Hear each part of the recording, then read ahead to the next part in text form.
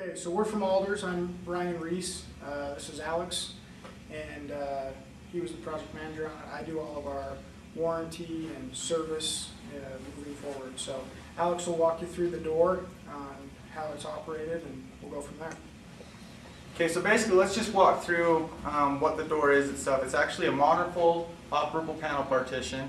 And it's an acoustic sill 932 with an STC rating of 50. And basically what it is the panels will move out in pairs, and we'll set them up and it'll form a wall. And you'll notice that the panels move on an all steel track that's mounted to the building structure through some threaded rods, and the panels themselves roll on all steel trolleys. So it moves nice and smooth and doesn't require a ton of effort. You'll notice that the actual finish on the partitions is a marker board writing surface. You can use just your standard marker board or markers and erase, and it'll come off. There's a film on it that will need to be removed before it is used. So basically the operation of the panel is as such. If you notice this first panel right here, the bottom sill actually sticks off the lead panel about 4 inches. And that's because the bottom sills on this partition are automatic. So basically what that's going to do, and I'll show you in a second, is that's going to push against the lead wall and actually actuate the sill and push it down to the ground. So the best way to operate these is, like I said, they move out in pairs. So you want to grab the first pair of panels about shoulder height and just kind of gently pull them out. And like I said, they're on those all-steel trolleys and they'll move out nice and easy. And then as soon as you get them out, kind of clear from the stack, you want to start to open them up just like a book. And you just fold right open. It doesn't require a lot of effort. Just push it nice and easy. Then you want to go ahead and just get behind it and just push it. Just push it softly. You don't want to run with it. You don't want to get a lot of momentum on them. You don't want to push them across the room. And then you're going to want to go up to that lead end and make sure that that bottom sill lines up with that lead jamb there. You see that there? Okay, and then you want to make sure those panels are nice and flat. You kind of push some pressure on the opposite side of the wall here and push from the back, and then just push those down. And if you notice, that bottom sill actually pushed down, and now that's sticking off the back. So then that's going to actuate the following pair of panels. So we're going to walk up, do the same thing, grab them about shoulder height, pull them out nice and easy. Try not to get them swinging, that way we don't pop any ceiling tiles or dig the panel into the floor at all. Just open it up, take a book, and do the exact same thing. We're going to push it from behind, make sure it's lined up. Lined up there? Yep, put some pressure on the opposite side. Then just put your body's weight into it, and actually it's that sill. So you notice this one actually didn't pop off the back here, and that's because this last panel is a fixed sweep. So it's actually going to have a little more drag on it because that sweep has contact on the floor already. So the main key with this one is to keep it as level as you can so that the bottom of the panels don't drag on that floor too much. And then you want to go ahead and swing it over. Give it a turn there.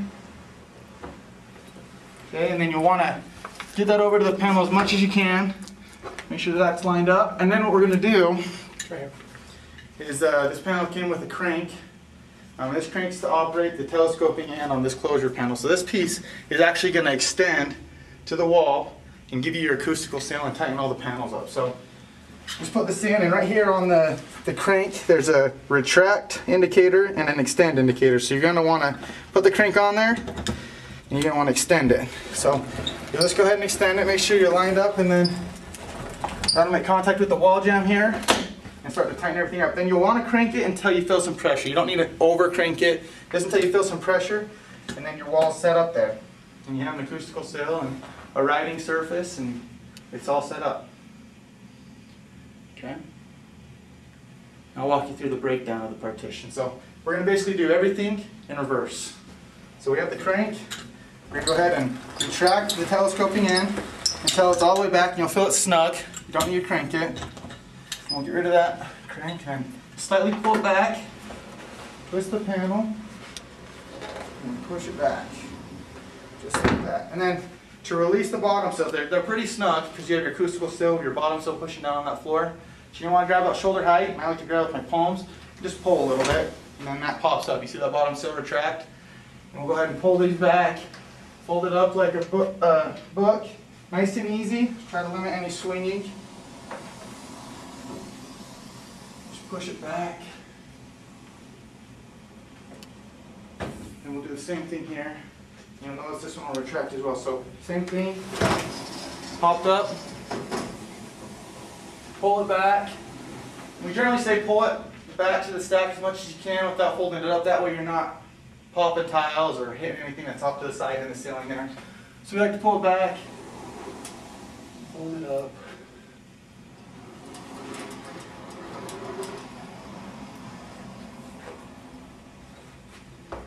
Then you're all done.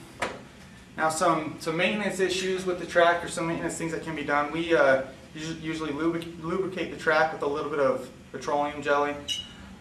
Just a light little gob. It's nothing significant, because if you put a lot of petroleum jelly in there, it'll goop up and fall down and get on your carpet and on the panels.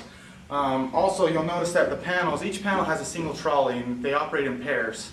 So over time, with moving parts, obviously bolts and nuts will kind of get loosened, and you'll notice that the panels may get out of alignment. And that's something that generally we have our service crews do, because there's a lock nut, and they can twist the trolley up and in, and they can straighten that out. I know the panels are under warranty for 2 years, so we suggest in a year, give us a call, have our guys come out and check it out.